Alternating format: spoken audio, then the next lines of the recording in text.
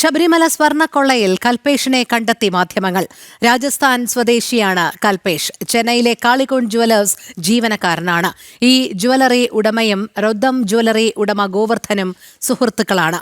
Smart ക്രിയേഷൻസിൽ നിന്ന് packet ഗോവർദ്ധന് നൽകുക മാത്രമാണ് ചെയ്തതെന്നും കൽപേഷ് പറയുന്നു. സഹായമായിട്ടാണ് ചെയ്തത്, പണം ലഭിച്ചില്ല. ഉണ്ണികൃഷ്ണൻ പോറ്റിയെ അറിയില്ലെന്നും കൽപേഷ് പറയുന്നു. मैं कल्पेश हूँ, कलिकुंज ज्वेलर्स से स्टाफ हूँ और उधर 13 साल से काम कर रहा हूँ, 12-13 साल से अप्रॉक्स। और मेरे को रुद्रम ज्वेलर्स से मतलब ऐसे फोन आया था ओनर को, तो मुझे भेजा गया था। वहाँ जाके मैंने रिसीव किया था, रिसीव करके लाके उसके 7 दिन के बाद उनको जाके दुकान में दिया है Bellary. Do you know Unnikrishnan पोटी? जी नहीं, मैं नहीं जानता ऐसे कोई। You know about this theft case, any sort of things about this theft case? जी नहीं मालूम मेरे को। Have you been to Shabarimala or Smart Creations before? नहीं जानता, अब पहली बार मालूम पड़ा और पहली बार उस दुकान में गया था उस टाइम। नो, ये एक हेल्प के इसे किया था, कोई इसमें पैसा वैसा नहीं मिला। हाँ, जाते हैं उधर 25 दिन में 1 महीने में एक बार जाते हैं, वो हमारा पार्टी है। പ്രജിത്ത് മോഹനൻ ചേരുന്ന കൂടുതൽ വിവരങ്ങളുമായി. പ്രജിത്ത്, ഒടുവിൽ കൽപേഷിനെ കണ്ടെത്തിയിരിക്കുന്നത്. കൽപേഷ് കാൽപ്പനിക കഥാപാത്രമല്ല എന്ന് വ്യക്തമാകുന്നുണ്ട്. പക്ഷേ ഏതു രീതിയിലാണ് കൽപേഷും ഗോവർദ്ധനും ഉണ്ണികൃഷ്ണൻ പോറ്റിയും തമ്മിൽ ബന്ധപ്പെട്ടിരിക്കുന്നത് എന്നുള്ള കാര്യത്തിൽ ഒരു അവ്യക്തത തുടരുകയാണല്ലേ?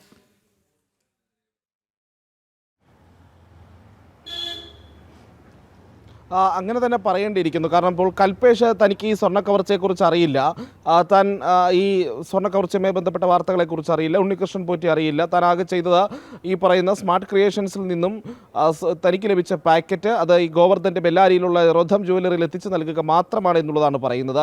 പക്ഷേ അത് പൂർണ്ണമായും വിശ്വസിക്കാൻ കഴിയുന്ന ഒരു കാര്യമല്ല. കാരണം ഇത്ര വലിയ ഒരു തട്ടിപ്പിൻ്റെ ഭാഗമായി ഇത്രയധികം സ്വർണം ഒരു ജീവനക്കാരൻ എന്ന നിലയ്ക്ക് മാത്രമായി, അത് മറ്റൊരു ജ്വല്ലറിയിലെ ജീവനക്കാരൻ എന്ന നിലയ്ക്ക് മാത്രമായി ഈ പറയുന്ന കൽപേഷിൻ്റെ കയ്യിൽ കൊടുത്തുവിടുമോ എന്നുള്ളൊരു സംശയം, ഒരു പ്രാഥമികമായ സംശയം അവിടെ തന്നെ നിലനിൽക്കുന്നുണ്ട്.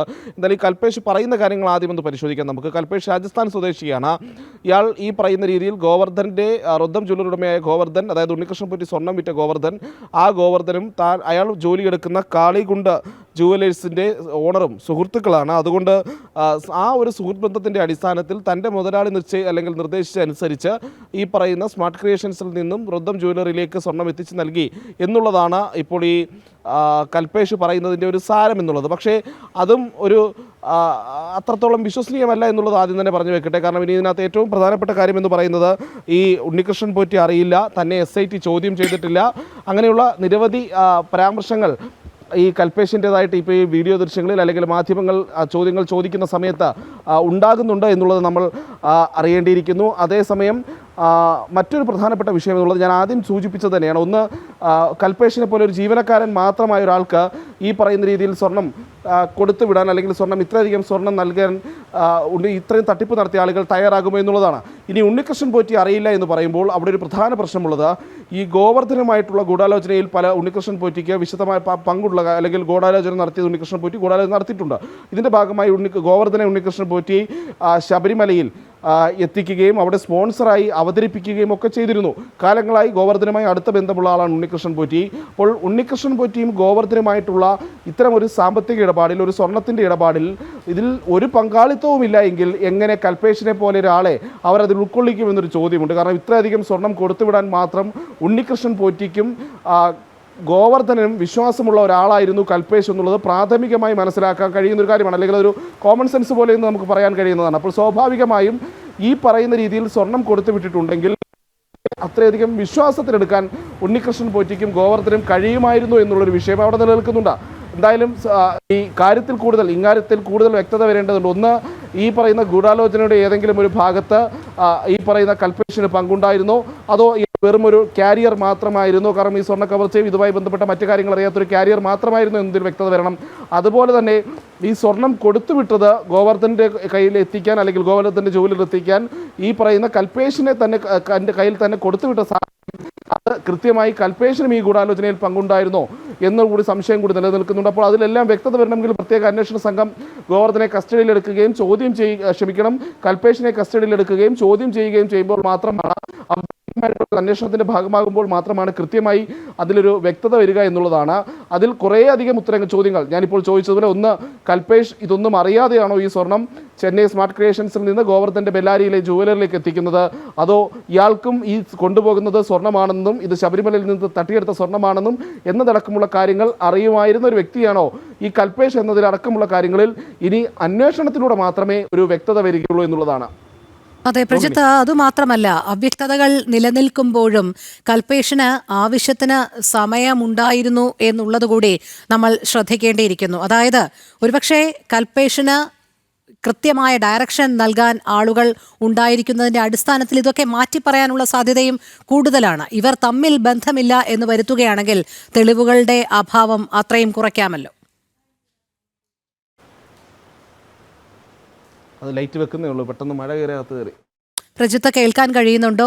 തെളിവുകൾ നശിപ്പിക്കുക എന്നുള്ളതാണല്ലോ ഈ കൊള്ളസംഘത്തെ സംബന്ധിച്ചിടത്തോളം പരമപ്രധാനമായ കാര്യം. കൽപേഷിന് ആവശ്യത്തിന് സമയവും കിട്ടിക്കഴിഞ്ഞു. അതുകൊണ്ട് തന്നെ പറഞ്ഞ് പഠിപ്പിച്ച മൊഴികളിലേക്ക് കൽപേഷ് നീങ്ങുന്നതാണോ എന്നുള്ളതിൽ കൂടി ഒരു വ്യക്തത വരേണ്ടതല്ലേ? അപ്പോൾ പ്രത്യേക അന്വേഷണ സംഘത്തിന്റെ കീഴിൽ കൂടുതൽ ചോദ്യം ചെയ്താൽ മാത്രമല്ലേ ഇവർ തമ്മിൽ എങ്ങനെ ബന്ധപ്പെട്ടിരിക്കുന്നു, കൽപേഷ് പറഞ്ഞതൊക്കെ ശരിയാണോ, കൽപേഷിന് ഉണ്ണികൃഷ്ണൻ പോറ്റിയെ അറിയില്ല എന്നും ശബരിമലയെക്കുറിച്ച് അറിയില്ല എന്നും ഈ മോഷണത്തെക്കുറിച്ച് അറിയില്ല എന്നും ഒക്കെ പറയുന്നതിലെ നിഷ്കളങ്കത ഇനി ചോദ്യം ചെയ്തതിലൂടെ മാത്രമല്ലേ വ്യക്തമാകുകയുള്ളൂ?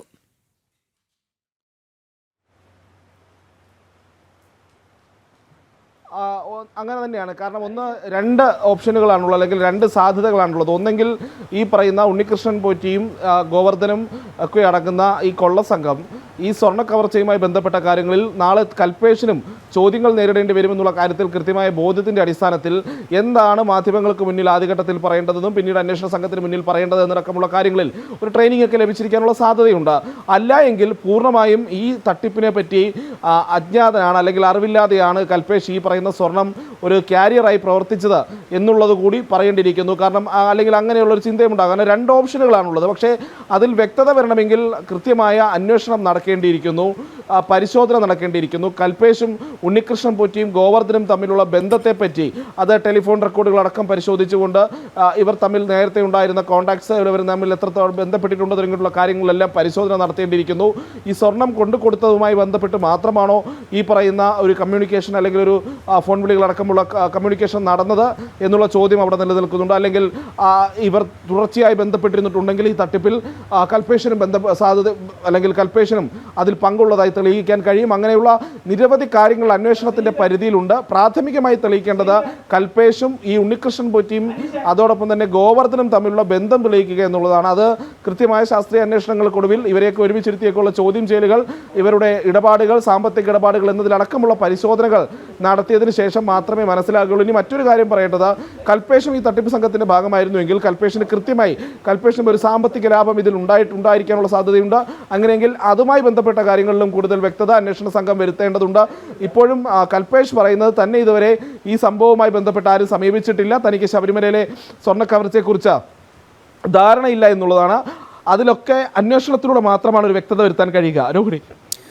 അതെ, എന്തായാലും പ്രജിത്ത്, നിലവിലിപ്പോൾ കൽപേഷിനെ കണ്ടെത്തിയിരിക്കുന്നു എന്ന് ഉള്ളത് തന്നെ ഒരു വലിയ കാര്യമാണ്. പക്ഷേ മാധ്യമങ്ങളാണ് കണ്ടെത്തിയത്. അതുവരെ കൽപേഷ് എന്നുള്ളൊരു കഥാപാത്രം ഉണ്ടോ എന്നുള്ള ചില സംശയങ്ങൾ പോലും ഉണ്ടായിരുന്നു. പക്ഷേ കൽപേഷിനെ കണ്ടെത്തി കഴിഞ്ഞപ്പോഴുള്ള വസ്തുത എന്ന് പറയുന്നത് ഒരു പാക്കറ്റ് കൈമാറി എന്നുള്ളതല്ലാതെ തനിക്ക് ഉണ്ണികൃഷ്ണൻ പോറ്റിയെ അറിയില്ല, ഇത്തരത്തിലുള്ള മോഷണ കഥകൾ അറിയില്ല എന്നാണ്.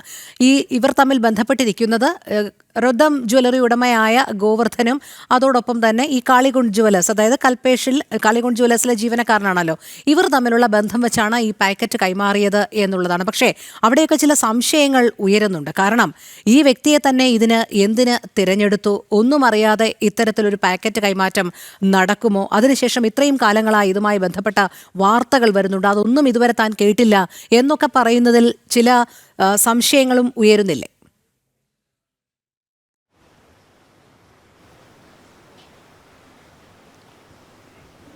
സ്വാഭാവികമായിട്ടാണ്. കാരണം ഇപ്പോൾ കൽപേഷിനെ പോലെ ഒരാൾ തനിക്കൊരു പാക്കറ്റ് തന്നു, അത് താൻ അവിടെ കൊണ്ടുകൊടുത്തു എന്ന് പറയുന്നത് തന്നെ പ്രാഥമികമായി, പ്രത്യേകിച്ച് കൽപേഷ് വർഷങ്ങളായി ഈ പറയുന്ന സ്വർണ്ണ ബിസിനസ്സുമായി ബന്ധപ്പെട്ട് പ്രവർത്തിക്കുന്ന ഒരാളാണ്. അയാൾ ഒരു ജൂവലറിയിലെ ജീവനക്കാരനാണ്.